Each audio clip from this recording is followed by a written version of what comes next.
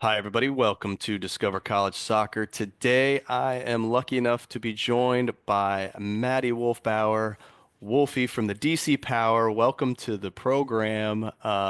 It's a little bit of a different episode here. I know most of our listeners are used to me talking to college coaches, but I love the opportunity to talk to former college players and a current pro at that, playing for my uh, I guess my old hometown team, the DC Power. So welcome, Maddie.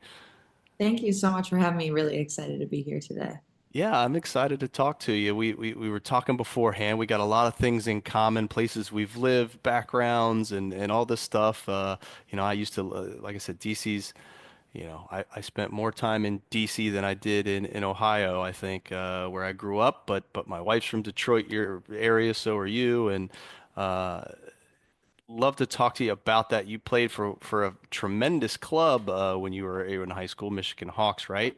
Yeah, I did. Yeah, for my whole club career, I was with the Michigan Hawks from 7 to 18. Oh wow, wow. So that yeah, you spent some time there. So now were they ECNL most of the time? Were they DA girls? Like what was the timeline there of when you were playing with the Hawks? When I was with the Hawks, we did not have any DA or any of the other things. So it was like really you were on the ECNL team or you were on the B team. But Okay, they didn't necessarily call it the B team sure. at that Right. time. But yeah, you played ECNL or you're on the B team. So I played ECNL my entire career there. Okay. So Yeah. I've always forget timelines because I've been through so many iterations of leagues and who was where and it's always hard for me to remember when stuff started and ended and so ECNL. Well, talk to us about your college recruiting process. Now, did you play high school soccer for your high school, or did you just play ECNL? We actually, my club team at the time, like we started together really young, I would say, as a group. Pretty unique, which is why one of the reasons we were probably so successful as a group. I started playing with those girls probably middle school, and we stuck with it, and only a select few played high school. So none of us actually played high school in the area. And then for me, my high school, we didn't have like super high quality high school soccer. So at that time, there wasn't any restrictions with the recruiting process of when you could talk to college coaches. So I was calling college coaches at like 13 or 14 because there were no restrictions on, okay, certain timeline, you have to wait till your junior year or this. And I know there's so many different things now that I don't even know about. I'm like, I feel old and I'm really not that old. But yeah, so I played club for the Michigan Hawks whole career. We won an ECNL national championship my junior year of high school and my senior year of high school. So back to back, which was pretty awesome. And all of my entire team, besides one, went Division One. But one girl went and played at Grand Valley State, which to me is like a super high level Division Two school, really better than some Division One in that way. Absolutely. Yeah, so I started the recruiting process probably maybe a little too early, which I think now I look back and I'm like, I'm 14 years old calling Big Ten college soccer coaches, and I'm like using my cell phone. I'm sitting at my desk in my room. I have my notebook of like questions my dad and I like would write down of what I can ask them and things and everything. But I committed, yeah, when I was 15 and then stayed committed to the University of Illinois. So I committed my sophomore year of college. I'm a little bit on I was on the younger scale for being born in 1999. So I actually played down with like the younger team and my 99 Hawks team at the time. Because I was like on the cusp of the cutoff of age group. So, but yeah, I started calling coaches at like 13, 14. Um, my dad and I would go visit schools. A lot of my team honestly committed by junior year of high school. Now, in hindsight, I look back and I'm like, if I would have been 17, 18, even though I pretty young, I probably would have had a better idea of what I was looking for, what I wanted, more maybe realistic expectations So for different so things. so when you were making those calls, what were the different variables that you were looking at? Was it you just you just knew you wanted, the best soccer possible, or were you looking at the size of the school and majors and all that other stuff, or what was your focus? Yeah, I actually all of that I would definitely say. I wanted to play at a high level, of course, like and being from Michigan, obviously Michigan, Michigan State, great Big Ten schools for soccer, especially now in the last, I would say 5 or 6 years. They've really Michigan State has had its moments, but now they're extremely high level and always do really well in the tournament. But I did not want to, at the time, I did not want to be close to home. So I looked kind of around home, but not so far. So I kind of kept it in like, I would say mostly Midwest when I was looking. So first Midwest schools, and I looked a lot in the Big Ten. That was like really important to me because I love the aspect of the environment of Big Ten schools. I definitely education was important to me. I knew I wanted to do business. So, of course, University of Michigan has a great school. Ross School of Business is astounding. But Michigan actually didn't recruit a single girl from my club team. And a single girl from my club team went to the university. Actually, maybe one, and she was a goalie, but committed later. But nobody else, like no field players or anything. So business was important, and the University of Illinois has a great business school, and it was actually like completely redone in the first like 2 years. I think it's the Gies School of Business, if I want to quote that correctly, but their facility is like beautiful. Soccer was important. Coach was really important, and at the time, Janet Rayfield was the head coach at the University of Illinois and super well known in the soccer community. Had worked in national teams. That was like really important to me. Illinois wasn't too far, wasn't too close. Of course, I asked questions like lifestyle and like, are the girls close and everything. And at that time, I'm 14, so I'm just really trying to ask questions to where I'm like not awkward on a call, but really education was important. Distance was important in the way of I didn't want it like so far across the country, but I didn't want it to be like in my backyard. Like I grew up 30 minutes from University of Michigan. Um, so those were kind of the big things for me. Of course, like at that time, I'm asking questions like, do you think that you could see me playing and like being a starter? And being young and naive, I think every person wants to play. Um, and so, of course, they're maybe going to tell you a little bit of what you want to hear, like, oh, yeah, we see you here and this and that. And I was rated with like US soccer really high in my career. I was actually a center midfielder my whole career in high school and club growing up. So I got recruited as like a 6 or an 8 at the University of Illinois. And then things changed and I became a 9, which is interesting. But that was kind of a little bit about my recruiting originally to Illinois. I mean, I called Wisconsin, Ohio State. I went and visited Notre Dame, which was my dream school growing up, University of Notre Dame. Like, absolutely, I watched Rudy, the movie, and I'm like, oh my God, I have to go to Notre Dame. It's the coolest thing ever.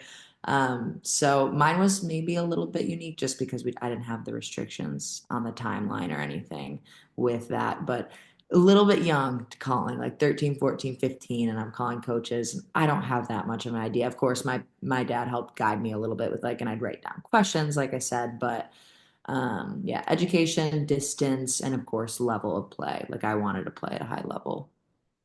S- So let's talk about that transition from position because it's a question I see a lot of people ask. It's like, Yeah. well, you know, I'm this position, uh, but coach is saying they see me as a Y position, right? And I mean I had a high school team and he was the leading scorer in Columbus and blah blah blah and he played right back for Indiana. You know what I mean? It Yeah. was just like you Yeah. just never know what that means. So when did that transition occur? How did that happen? How did you feel about it?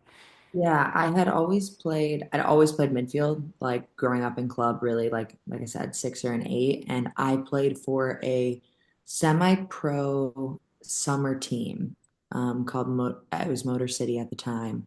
And my trainer now, who's super high level and still like really well known, Aaron Bird through Next Level Training, he coached that summer team that year. And we had players like Dana Castellanos, Jalen Howell, Christina Murillo, who else was Michelle Cooper, who just got her first cap with the national team. So like we had Alexa Spanstra who's with the Thorns right now. So our team was like just this crazy good team, and he put me as a 9.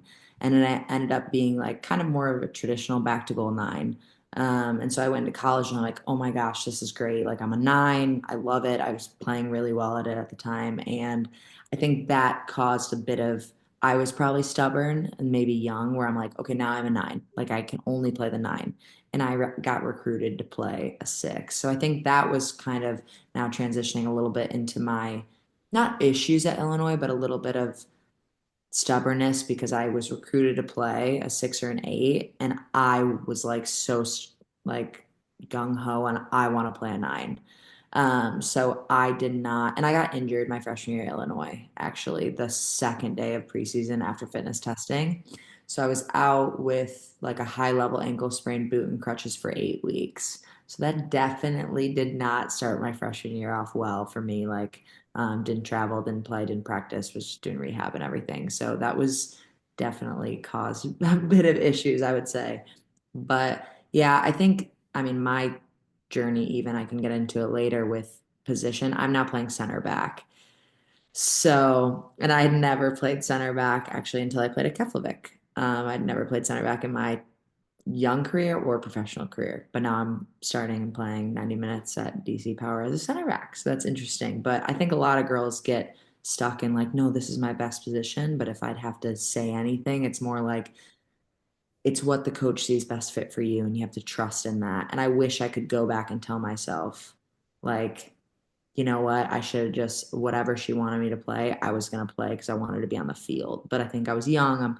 I was 17 actually when I got to Illinois. I turned 18 August 2nd, which is like actually legally the signing day. So signed my form and then ran the beep test of my freshman year.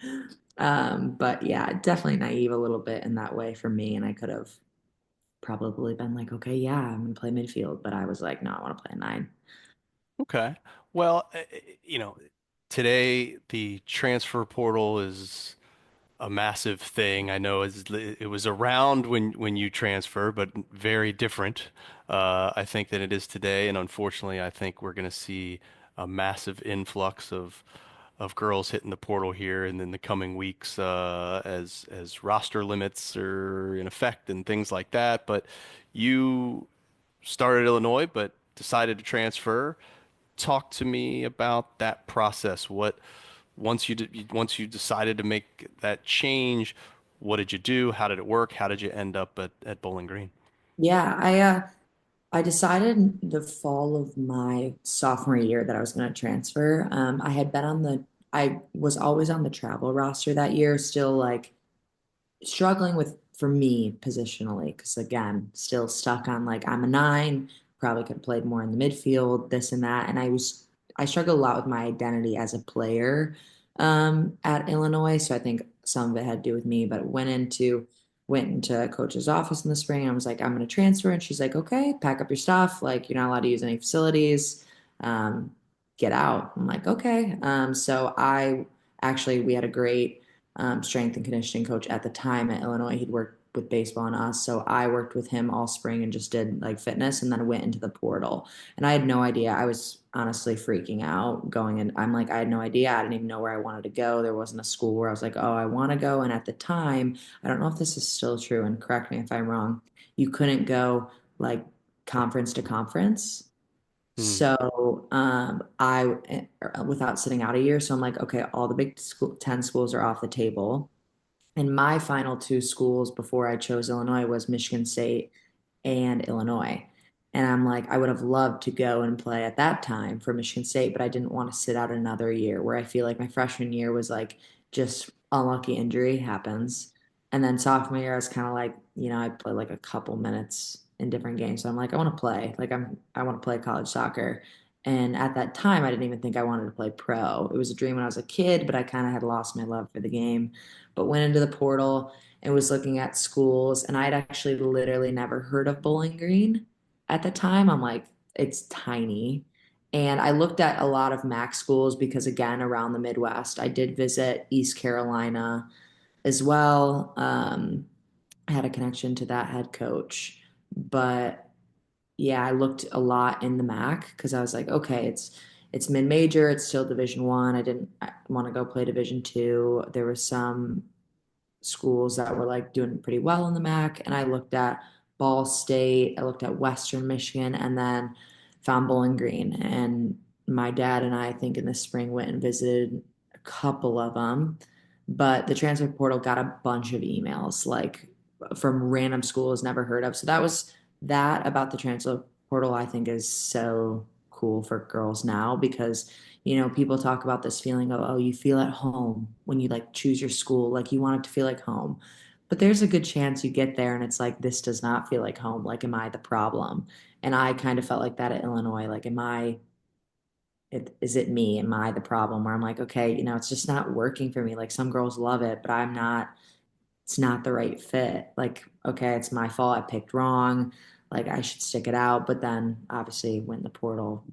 Probably the best decision I ever made for my career in general and my love of the game. And then landed on Bowling Green and absolutely loved it. Like, I would not regret that at all. It was amazing. Well, I I went to grad school at Ohio University, which is, Yes, I looked at how the best school in the MAC. But we'll I let it have slide that you so went to many Bowling Green. stories about Ohio. We did not like Ohio University, but Yeah, it's a yeah. beautiful campus. I looked at Ohio as well. Actually, I forgot about that. I went and visited. It's really Well, beautiful campus. all right. Well, we'll let it slide that you picked Bowling Green. But so then, what position did you play at Bowling Green? Did the coach agree that you were a nine, or how did that work out? Yes, was a nine at Bowling Green. Yeah.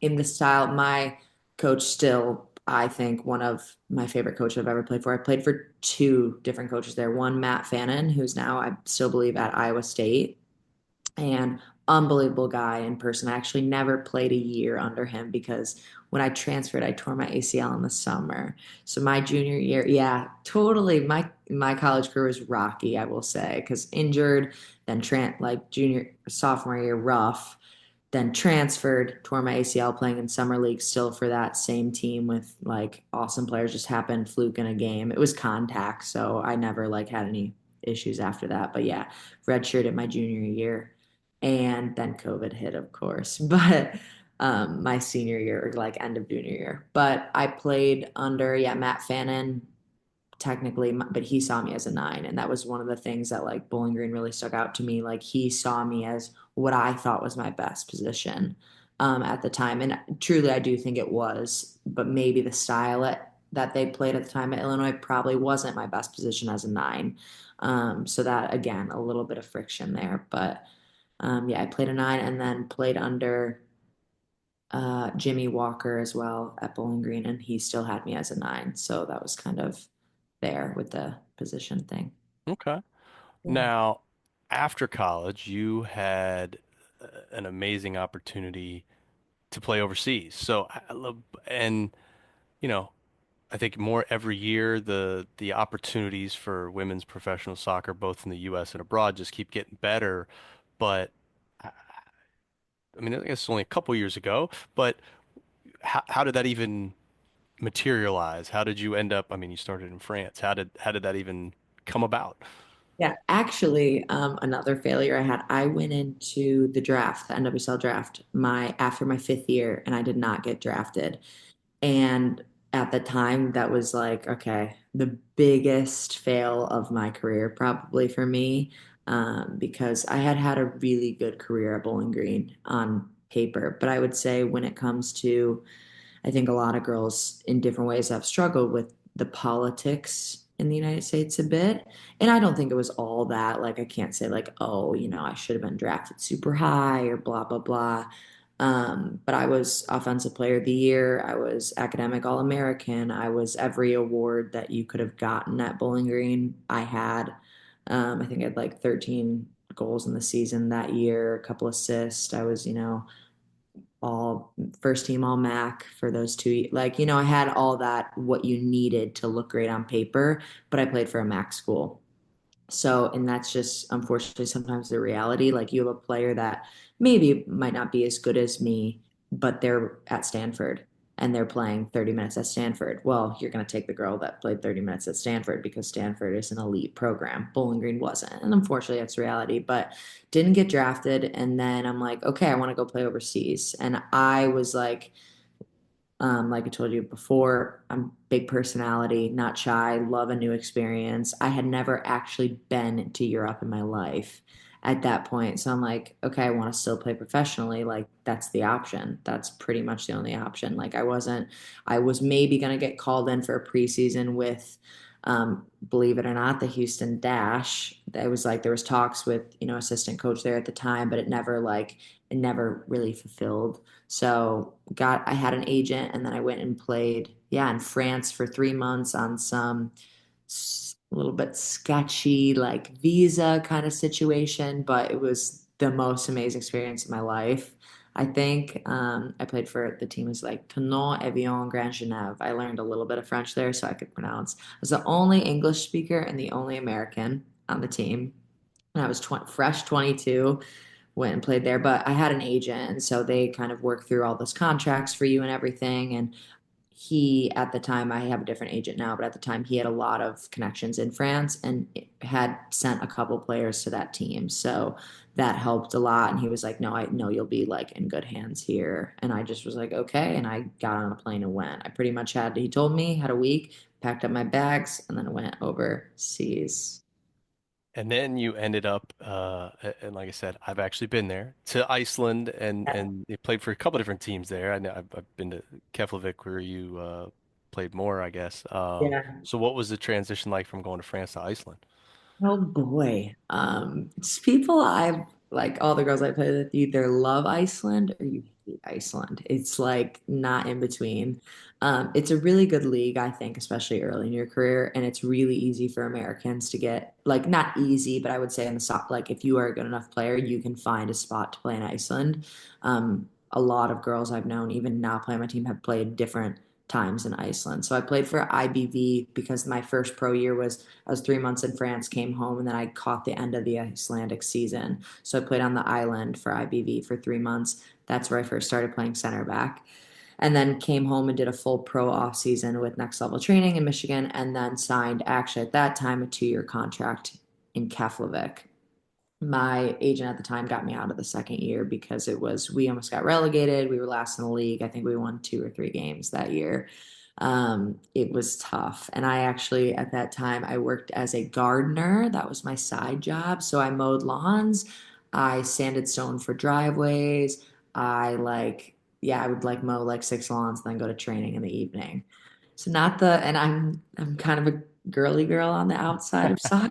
So that was, my dad said it taught me hard work, even though I would say I work hard, but he's like, it teaches you grit and you got to push through it. I'm like mowing lawns in the pouring rain in Iceland. But yeah, that was an interesting experience. But I had an Iron Woman season actually that season at Keflavik. I played 90 minutes of every game. So really lucky and was playing the sport I love. At IBB, I also played every minute of every game. I think besides one, I got pulled the last couple of minutes. But same in France, played every minute of every game I played there.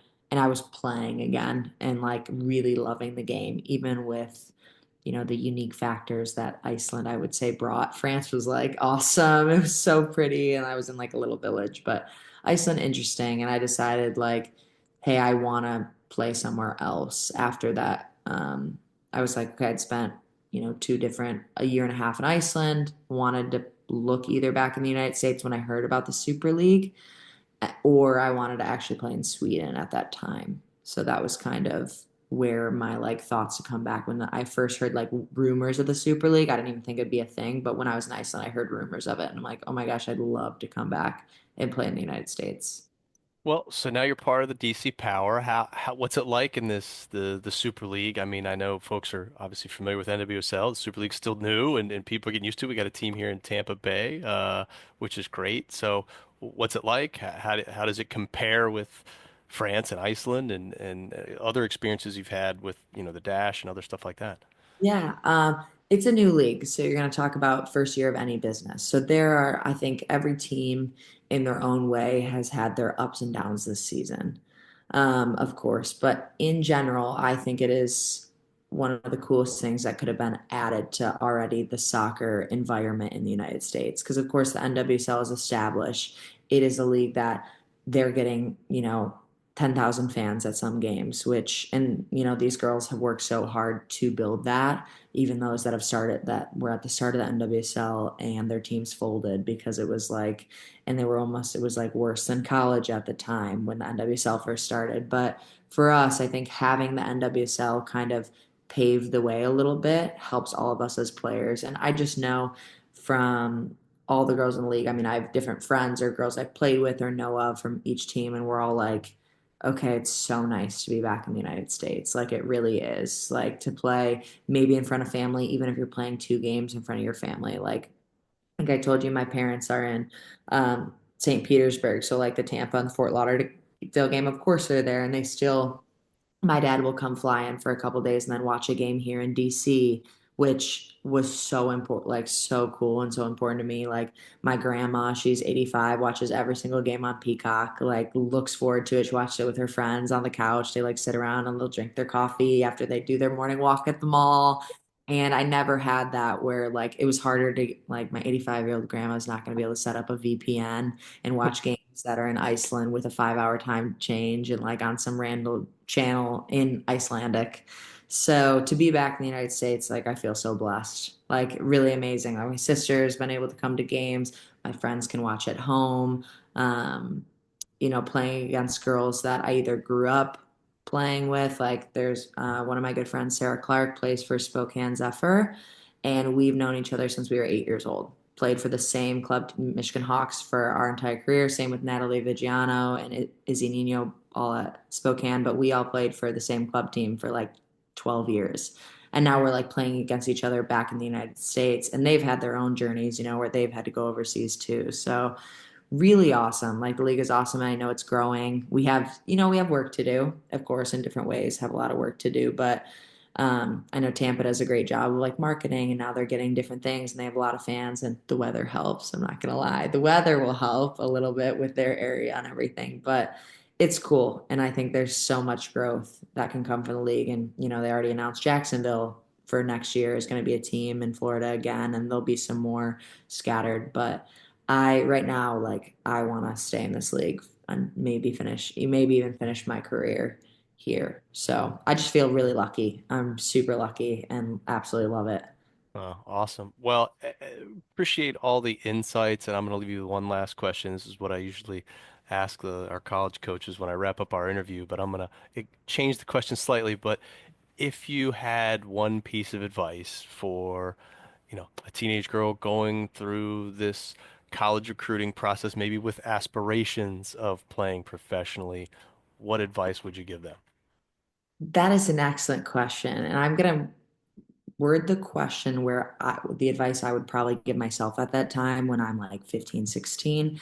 I would say one, I think there's so many pressure, there's so much pressure of where you're going to school and what it looks like on paper. Like for me, I was like, I almost felt ashamed going from the University of Illinois in the Big Ten to the MAC. And it doesn't matter because it's all about your experience and what you take from it and just the joy of the game. So finding a place where you find that fit for you is so important. I also think take your time. Like I said like earlier, and some of the questions I maybe rushed it a little bit at the time. I was young, I didn't know. I was also scared. I'm like, oh, am I not going to commit anywhere? Like, am I doing this too late? Your timeline is your timeline. So the recruiting process for every single person is unique. And also, it's okay for the first fit to not be the right fit. I mean, for me, I transferred. Some girls find it and they stay there and at their university, and they're like, "This was the best 4 years ever." For me, if I didn't honestly, I can say if I didn't transfer, I wouldn't be playing professional soccer now, even. So take your time. There's also going to be, it's not going to be perfect. And you might hear of like your friend or your teammate or girl from another club that's like, oh my gosh, like, yeah, they love me. Like, I'm getting a full scholarship. And your journey might be completely different. But of course, education really important. Like at Bowling Green, I was able to get my master's as well in business, my undergrads in marketing. Still to this day, I'm so glad I did that because I'm like not gonna go back to school right now. I mean, maybe I'll bite my tongue in a couple of years and say I will, but really take your time. The journey is so unique for each person. Don't worry about what anyone else is doing because it's about you and what's best for you. And don't feel like you have to change who you are or what you want to fit a program because the program should fit you at whatever university. So that's kind of my advice. And of course, dream big. I mean, like, I'm so lucky to be like, I'm literally living my dream. So I'm really lucky to do that. And like my parents remind me of that all the time. My sister is younger. We're like best friends, but she's like, Maddie, you're literally living your dream. Like not a lot of people get to say that. So of course, super lucky. But just be yourself, take your time, and it will work out, even if it's not exactly what you thought it will be.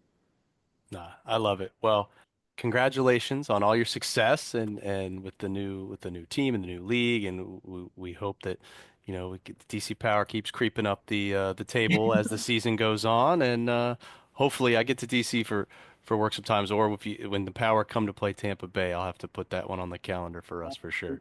You will. You will. Thank you so much for having me. And thanks for what you're doing for the soccer community. Really, it's awesome. And, if I would have had something like this when I was younger, I would have listened and been like, wow, like, it's going to be okay. I don't need to freak out right now. So thank you so much for having me and your time today. I appreciate it. Take care. Yeah, you too.